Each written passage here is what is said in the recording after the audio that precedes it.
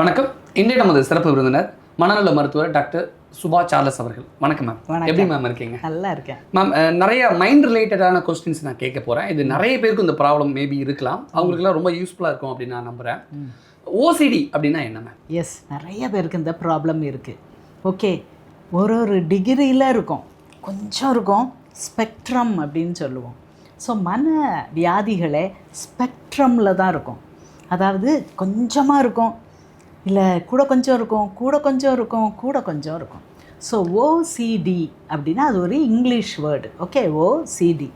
அந்த ஓசிடியுடைய எக்ஸ்ப்ளனேஷன் என்னதுன்னா obsessions and compulsions. Obsessive compulsive disorder. டிஸார்டர்னால் டிசீஸ்ன்னு அர்த்தம். ஸோ அப்சஷன் அப்படின்னா சில எண்ணங்கள் விடாமல் துரத்தும். ஒரு தரை இருக்குது, நல்ல செழிப்பான தரை. கோடை காலத்தில் வாடி போய் ஒரு செடி இல்லை, திடீர்னு மழை கொட்டுது. மழை கொட்டி சில நாள், ஒரு நாள் 2 நாள் கழித்து பார்த்தா பச்சையாக துளிர்த்துரும். அதே மாதிரி நம்ம மூளை ஒரு ஃபர்டைல் இடம், ஒரு செழிப்பான பூமி நம்ம மூளை. இந்த மூளையில் என்னது துளிர்க்கும்? எண்ணங்கள் துளிர்த்து கொண்டே இருக்கும், இமோஷனும் அதோடு சேர்ந்து துளிர்த்து கொண்டே இருக்கும்.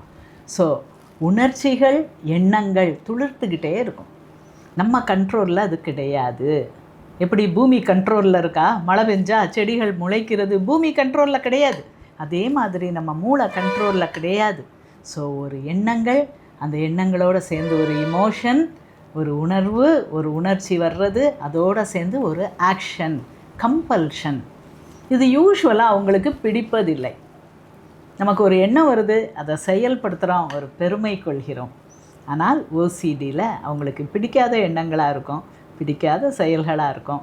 ஆனாலும் கண்ட்ரோல் இல்லாமல் அதை திருப்பி திருப்பி செய்கிறது தான் ஓசிடி. மேம், நான் கொஞ்சம் ஓப்பனாகவே கேட்குறேனே, கடவுள், மதம், அந்த பாலியல் வன்முறை போன்ற விஷயங்களில் அன்வாண்டடான தாட்ஸ் வருதுல்ல, இது எல்லாமே ஓசிடியோட ஒரு பகுதியா? நிச்சயமாக. கடவுள், மதம், அதில் உள்ள பால்முறை, வன்முறைகள், இந்த எண்ணங்கள் திருப்பி திருப்பி பிரெயினில் எக்கோ அடிக்கிறது, வைப்ரேஷன் ஆகிறது.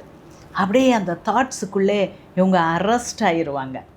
அதை தவிர வேறு எதையும் யோசிக்க முடியாது.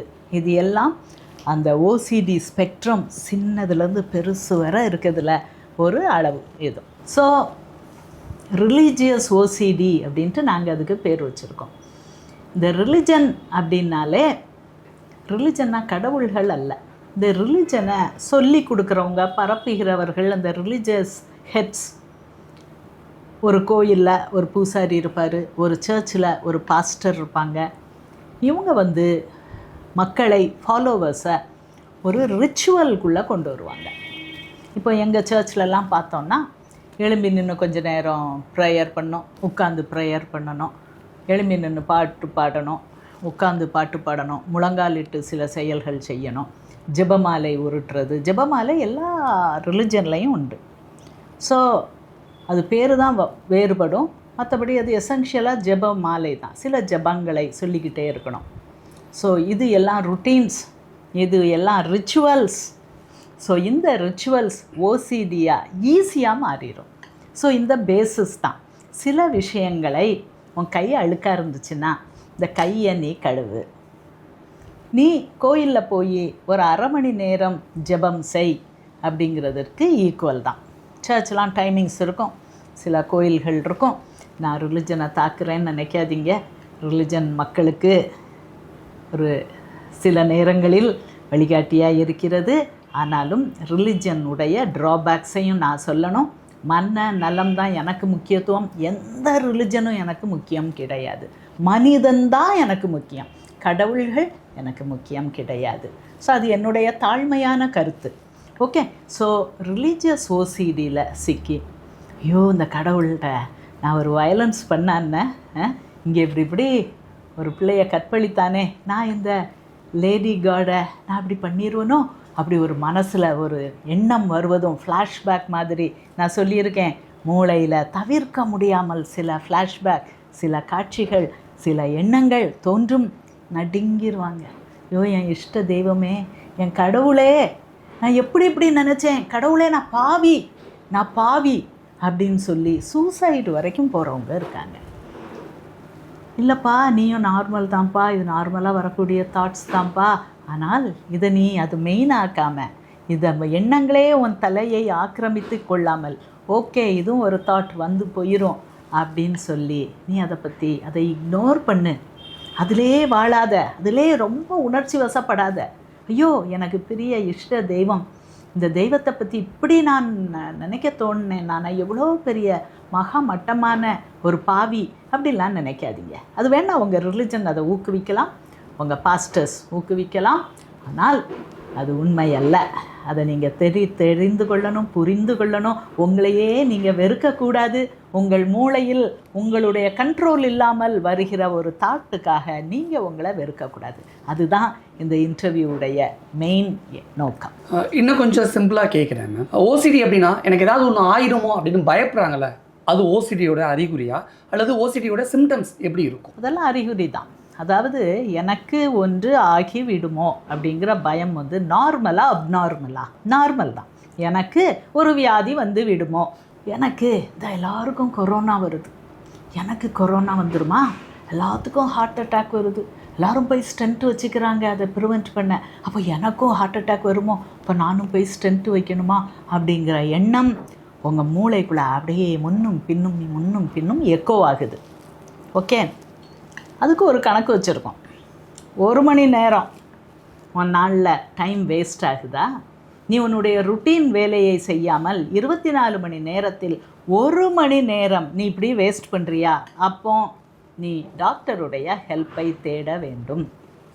ஒரு நல்ல ஒரு மனநல மருத்துவருடைய ஹெல்ப்பை தேட வேண்டும். டாக்டர் எனக்கு இப்படியே எக்கோ அடிக்குது, என்னோடய அண்ணனுக்கு ஒரு ஹார்ட் அட்டாக் வந்து அவருக்கு ஸ்டென்ட் வச்சுருக்காங்க, எனக்கும் இங்கே நெஞ்சு வலிக்க மாதிரி இருக்குது டாக்டர். அப்போது நான் கேட்டேன், போய் அதே டாக்டர்கிட்ட போய் கேட்டேன், ரொம்ப அருமையான டாக்டர், அவர்கிட்ட போய் கேட்டேன். அவரும் நிறைய பல டெஸ்ட்டுகளை பார்த்துட்டு ஆமாம் அவங்களுக்கும் ஸ்டென்ட் வச்சுட்டா நல்லதுன்னு சொல்கிறாரு. எனக்கு பயமாக இருக்குது டாக்டர், என்கிட்ட காசு இல்லை டாக்டர், ஆனால் எனக்கு விருப்பம் இல்லை டாக்டர், நான் என்ன செய்ய இதுலேருந்து தப்பிக்க முடியல. சரி, ஒரு நாளைக்கு எவ்வளோ நேரம் இந்த மன ஓட்டம் போகுது? டாக்டர் ஒரு 1/2 மணி நேரம் ஓடுது. பரவாயில்ல, இப்போ தானே உங்கள் அண்ணனுக்கு வந்திருக்கு, ஸோ மனசில் அந்த பாதிப்பு இருக்கும், இந்த பிரச்சனையை கொஞ்சம் ஓடிக்கிட்டு தான் இருக்கும், கவலைப்படாதீங்க, விட்டுருங்க. டாக்டர் எங்கள் அண்ணனுக்கு ஆப்ரேஷன் பண்ணி 1 வருஷம் ஆயிடுச்சு, ஆனால் இன்று அளவும் அவரே மறந்துட்டார், அவருக்கு நடந்த ஆப்ரேஷனை பற்றி அவர் மறந்து அவர் ஜாலியாக நல்லா சந்தோஷமாக இருக்கார். ஆனால் இன்று அளவும் என்னால் ஒரு 2 மணி நேரம் 3 மணி நேரம் இதையே தான் யோசனையாக இருக்குது, எனக்கு வந்துருமோ, எனக்கு ஹார்ட் அட்டாக் வந்துருமோ அப்படி சொல்லி தான் எனக்கு யோசனையாக இருக்குது. அப்போ நான் என்ன செய்யும்போது தான் மனநல மருத்துவர்கள் உள்ளே வராங்க. மனநலம் மருத்துவர்களோ ஆலோசனை சைக்காலஜிஸ்ட்டோ இல்லது சைக்கியாட்ரிஸ்ட்னால் மருந்து எழுதி கொடுப்பாங்க, அவங்க ஆலோசனை மட்டும் சொல்லுவாங்க, கவுன்சிலிங் மட்டும் கொடுப்பாங்க. சைக்காலஜிஸ்ட் பிஎஸ்சி சைக்காலஜி எம்எஸ்சி சைக்காலஜின்னு படிப்பாங்க.